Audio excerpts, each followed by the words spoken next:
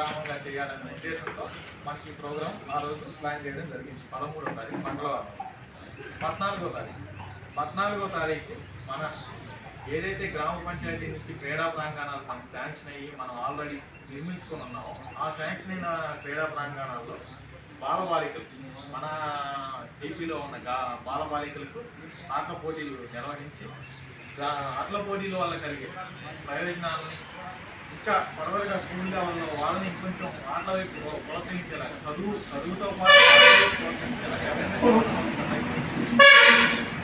ఏదైతే 15వ తారీఖులో ఈ మనం 7 రోజులు ఈ డ్రైవ్లో ఏదైతే పెట్టామో ఈ డ్రైవ్ బిఫోర్ ఆ ఫొటోస్